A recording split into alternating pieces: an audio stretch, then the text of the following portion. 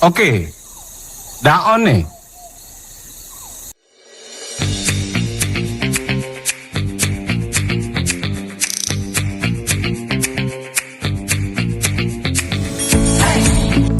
Assalamualaikum warahmatullahi wabarakatuh. Perkenalkan, nama saya Nesila Fisa, NIM 241000029. Saya dari kelas KPI 1, semester 2. Video ini dibuat untuk memenuhi tugas mata kuliah Akidah Akhlak. Di sini saya akan mempresentasikan materi yang berjudul Akhlak kepada diri sendiri dan sesama manusia. Baik, di materi ini saya akan menjelaskan 4 poin. Yang pertama ada pengertian akhlak pada diri sendiri.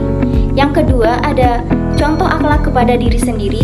Yang ketiga ada akhlak sesama manusia. Dan yang keempat ada prinsip akhlakul karimah.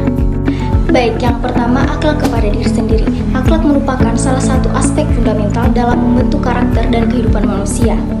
Tidak hanya dalam hubungan sosial, akhlak juga berkaitan erat dengan bagaimana seseorang memperlakukan dirinya sendiri. Pada kenyataannya, banyak masalah sosial yang berawal dari rusaknya individu terhadap dirinya sendiri, seperti kurangnya rasa percaya diri, keputusasaan, perilaku menyimpang, dan tindakan merugikan orang lain. Akhlak dalam diri sendiri merupakan fondasi awal yang menentukan bagaimana seseorang akan berinteraksi dengan lingkungan sosialnya.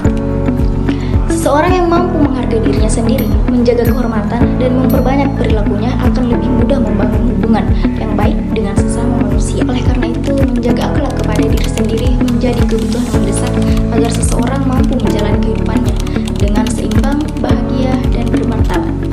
Oke, lanjut ke poin yang kedua, yaitu contoh akhlak kepada diri sendiri. Yang pertama itu menuntut ilmu, karena menuntut ilmu adalah kewajiban setiap muslim. Bahkan ayat pertama diturunkan kepada Rasulullah adalah perintah membaca sebagai salah satu cara untuk memperoleh ilmu.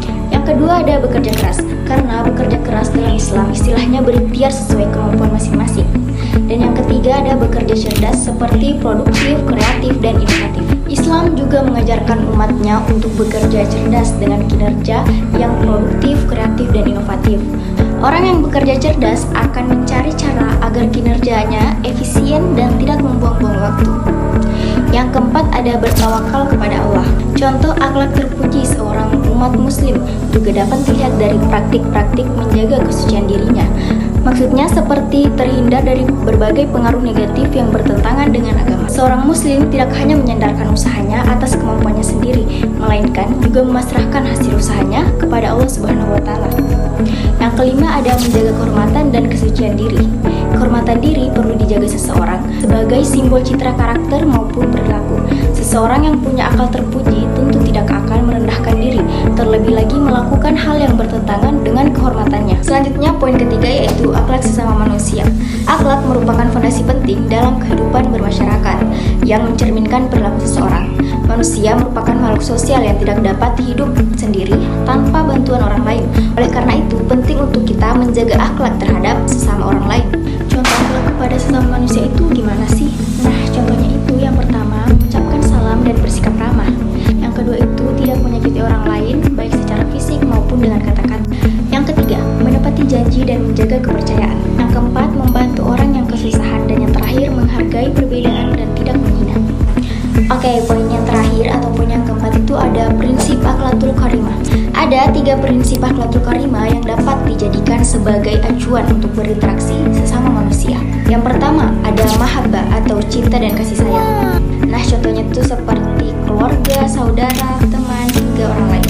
Dengan adanya rasa mahabbah, maka akan tercipta hubungan yang baik antar sesama manusia. Yang kedua ada tolong menolong. Allah berfirman, dan tolong menolonglah kamu dalam mengerjakan kebajikan dan takwa, dan jangan tolong menolong dalam berbuat dosa dan pelanggaran. Quran Surah Al-Maidah ayat 2.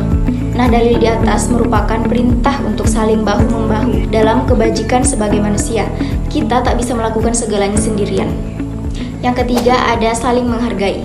Rasulullah SAW bersabda, barang siapa yang tidak menyayangi, niscaya ia tidak akan disayangi. Hadis riwayat Al-Bukhari nomor 328 dalam kitab Al-Tayammum. Jika kita menyayangi orang lain, maka kita pun akan disayang. Jika kita menghargai orang lain, kita pun akan dihargai. Jika kita mencela orang lain, maka kita pun akan dicela. Nah, itulah tadi penjelasan dari materi yang saya sampaikan. Yang terakhir, pesan dari materi tersebut adalah akhlak mulia dimulai dari diri sendiri. Dengan menuntut ilmu, bekerja keras, bertawakal, dan menjaga kehormatan. Ketika kita sudah baik, barulah kita bisa berakhlak baik kepada sesama dengan cinta, tolong-menolong, dan saling menghargai. Inilah kunci damai, bermartabat, dan diridhoi Allah. Nah, sekian penjelasan dari saya. Saya akhiri. Wassalamualaikum warahmatullahi wabarakatuh.